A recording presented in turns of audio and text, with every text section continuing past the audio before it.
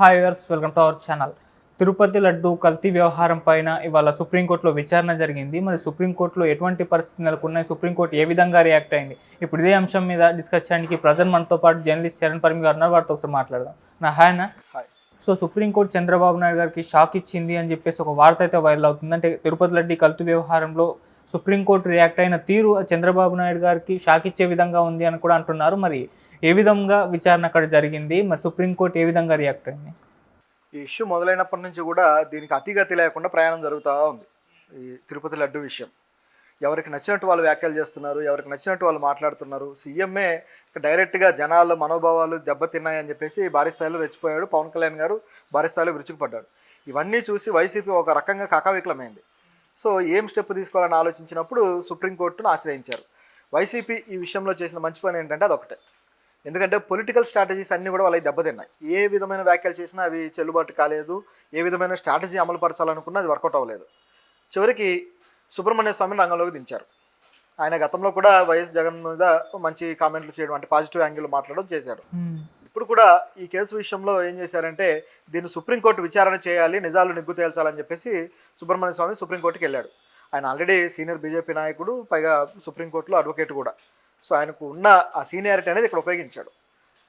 దాంతో సుప్రీంకోర్టు దీన్ని విచారణకు తీసుకుంది. వైవి సుబ్బారెడ్డి కూడా సిబిఐతో విచారణ చేయించండి అని సుప్రీంకోర్టు వేశాడు. సో అన్నీ కలిపి దాన్ని సుప్రీంకోర్టు అయితే తీసుకోవడం జరిగింది. విచారణ తీసుకున్నాక ఈరోజు విచారణ జరిగి ప్రభుత్వాన్ని ఒక రకంగా చివాట్లు పెట్టింది. మామూలు చివాట్లు కూడా కాదు. అంటే ఒక రాష్ట్ర ప్రభుత్వాన్ని ఈ స్థాయిలో దునుమాలడం అనేది గత కొద్ది కాలంగా చూస్తే మనకి ఎప్పుడు కనిపించదు. ఈ స్థాయిలో ఆ రేంజ్లో రెచ్చిపోయింది అనమాట సుప్రీంకోర్టు. ఎందుకు అంత రెచ్చిపోవాల్సి వచ్చింది, ఏమంది అని చూస్తే చాలా ఇంట్రెస్టింగ్ వ్యాఖ్యలు అయితే చేశారు. అదొకసారి మనం చూడాలి. ఈ కేసు సంబంధించి మామూలుగా మొదటి నుంచి వస్తున్న వాదన ఒకటే, జంతువుల కొవ్వు దీంట్లో కలిపారు అని. కల్తీ జరిగిందనే రిపోర్ట్లు కూడా చెబుతున్నాయి. అలాగే అనేక ట్యాంకర్లు వెనక్కి పంపించామని చెప్పేసి ఆలయ అధికారులు అంటున్నారు. ఈ ప్రభుత్వం ఉంది, గత ప్రభుత్వం కూడా అదే చెప్పింది, అనేకసార్లు వెనక్కి పంపించామని.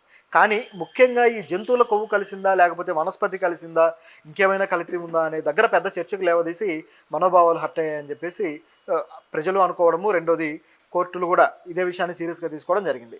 ఇప్పుడు కోర్టు దీని విషయంలో వ్యాఖ్యానించింది. ఓకే, ఏమందంటే చంద్రబాబు గారు ఒక సీఎం పదవిలో ఉండి ఆయన ఈ విధంగా మీడియా దగ్గరికి వచ్చి ఈ విషయం చెప్పొచ్చా, భక్తుల మనోభావాలతోటి ఈ విధంగా గేమ్ ఆడొచ్చా అని చెప్పేసి ఆయన మీద క్వశ్చన్ చేసింది. మీరు ఆల్రెడీ అధికారంలో ఉన్నారు, బాధ్యత గల ప్రభుత్వంలో ఉన్నారు, మీరు రాజ్యాంగ సూత్రాలను బట్టి వాటిని అనుసరించాల్సిన బాధ్యత లేదా మీకు? ప్రజలను ఎందుకు ఈ విధంగా భయభ్రాంతులకు గురి చేస్తారని క్వశ్చన్ చేసింది. దీంతోపాటు అసలు అందులో రిపోర్ట్ ఏదైతే ఉందో ఆ రిపోర్టు మీరు ఒకే రిపోర్ట్ మీద ఎందుకు ఆధారపడ్డారు? అక్కడ ల్యాబ్కి శాంపిల్స్ పంపించి అక్కడ నుంచి రిపోర్ట్ తెచ్చుకున్నారు. ఈ ఒక్క రిపోర్ట్ మీదే ఆధారపడి మీరు ఎలా నిర్ణయాలు తీసుకుంటారు? సెకండ్ ఒపీనియన్కి వెళ్ళాలి కదా, సెకండ్ రిపోర్ట్ తేవాలి కదా అని చెప్పి క్వశ్చన్ చేశారు. మనం కూడా గతంలో ఇవే విషయాలు మాట్లాడాం. నిజానికి ఇటువంటివి అన్నీ వచ్చినప్పుడు జనరల్గా ఎక్కడికి వెళ్తారంటే మైసూరులో ఉన్న రిపోర్ట్ వెళ్ళి మైసూరు నుంచి రిపోర్ట్ తీసుకుంటారు. ఎన్డీడీబీకి వెళ్ళాల్సిన అవసరం ఉండదు. కానీ అటువంటి ప్రయత్నం ఎందుకు చేశారనేది ఇక్కడ పాయింట్. మనం అదే మాట్లాడాం గతంలో కూడా. ఇప్పుడు కోర్టు అదే అడుగుతుంది, ఎందుకు ఇట్లా చేశారు అని. రెండోది వచ్చేసి, ఆలయ అధికారులు ఒకటి చెప్తున్నారు, మీరు మరొకటి చెప్తున్నారు. మీ ఇద్దరికి మధ్య పొంతనే లేదు, మీ వ్యాఖ్యలు ఎందుకు ఈ విధంగా ఉన్నాయి అని చెప్పేసి ఇక ప్రభుత్వాన్ని ఏంటంటే కరెక్ట్గా తప్పు పట్టినట్టే అడిగింది. ఓకే, ఆలయ అధికారులు ఈవో వచ్చేసి కల్తీ అవ్వలేదు, కల్తీ అయిన వాటి వరకు మేము అసలు ఉపయోగించలేదు, వాటితోటి లడ్డూలు తయారు చేయలేదు, వాటిని వెనక్కి పంపించేసామన్నారు. మీరు మాత్రం అందులో కల్తీ చేశానంటున్నారు. దీనికి ఏంటి సమాధానం అంటే, ప్రభుత్వం తరపున వాదిస్తున్న లూద్రా గారు, సిద్ధార్థ లూద్రా గారు ఏమన్నాడంటే, నిజమే, మేము ఆ కల్తీ చేసిన ఏవైతే ట్యాంకర్స్ ఉన్నాయో వాటిని వెనక్కి పంపించేసాము, వాటితోటి ఉపయోగించలేదు, లడ్లు తయారు చేయలేదు అని చెప్పేసి ఆయన అన్నాడు. మరి తయారు చేయనప్పుడు మీరు ఎందుకు ఈ వ్యాఖ్యలు చేశారు మీడియాలో? వాటిని ఉపయోగించలేదు, మీరు మీడియాలో ఎందుకు మాట్లాడారని చెప్పేసి కోర్టు అడిగింది. దానికి ప్రభుత్వం దగ్గర సమాధానం లేదు. సో ఈ విధంగా ప్రతి విషయాన్ని కూడా ముందుకు తీసుకొచ్చి అడిగిందనమాట. దాంతోపాటు అసలు మత రాజకీయాలు మీరు ఎందుకు చేస్తున్నారు? తిరుపతి లడ్డు ఎంతో ప్రాశస్త్యం కలిగింది, దీన్ని మత రాజకీయాల్లోకి ఎందుకు తీసుకొచ్చారు మీరు? ఇది తప్పుడు పని అని చెప్పేసి ప్రభుత్వం మీద డైరెక్ట్గా ఒక విధమైన సెటైర్ వేసింది. సో ఇంత కోపం అనేది కోర్టు ఎప్పుడు చూపించలేదు. సో ఈ పద్ధతిలో రకరకాలుగా అడుగుతూ వచ్చింది. దీంట్లో క్లియర్గా కనిపిస్తుంది ఏంటంటే ప్రభుత్వం రాజకీయంగా దీన్ని స్ట్రాటజికల్గా వాడింది అనేది కోర్టుకు కూడా అర్థమైంది. రెండోది, ఈ వ్యాఖ్యల వల్ల ప్రజలు కూడా అర్థం చేసుకున్నారు. ఓకే, ఈ లడ్డు విషయంలో మాత్రం ఖచ్చితంగా ప్రభుత్వం స్ట్రాటజీని కొద్దిగా ఆలోచించే వాళ్ళు ఎవరైనా తప్పు పడతారు. మామూలుగా చూస్తే ప్రజల మనోభావాలు ఇదంతా ఓకే, కానీ జనరల్గా చూస్తే ఎవరైనా సరే ఆ క్వశ్చన్ అనేది వస్తుంది. అదే క్వశ్చన్ ఇప్పుడు ప్రభుత్వం చేసింది. దీన్ని ఇప్పుడు వైసీపీ ఒక ఆయుధంగా చేసుకుంది.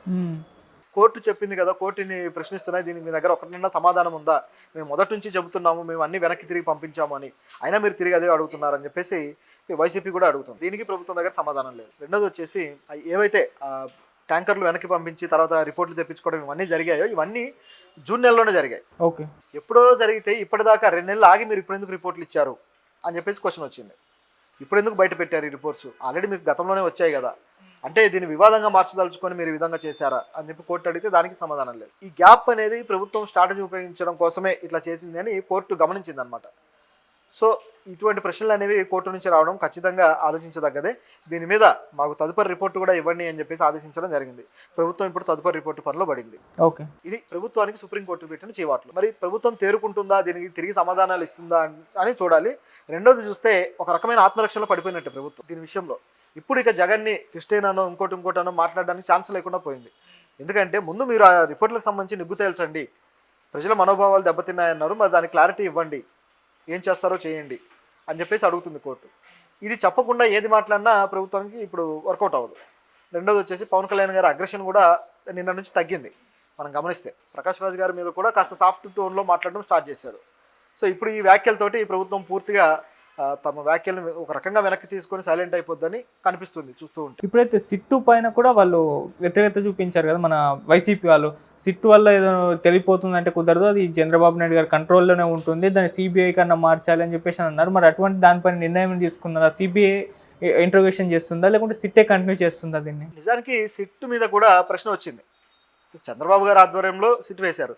నిజానికి ప్రతిపక్షం అడుగుతుంది సిబిఐకి ఇవ్వండి అని, విచారణ కోసం సిబిఐకి ఇవ్వండి అని అడుగుతుంది.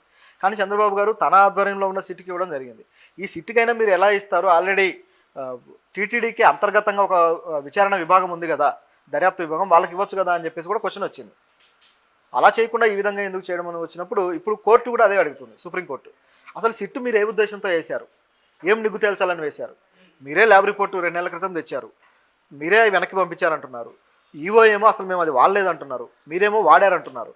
ప్రభుత్వంలో ఉన్న వాళ్ళే ఇంత గందరగోళం మాట్లాడుతుంటే మళ్ళీ సిట్ వచ్చి ఏం చేయాలి అనేది కోర్టు ప్రశ్న. ఇప్పుడు ప్రతిపక్షంలో ఉన్న వాళ్ళు మాట్లాడేదానికి ప్రభుత్వానికి సంబంధం లేదంటే అది వేరు.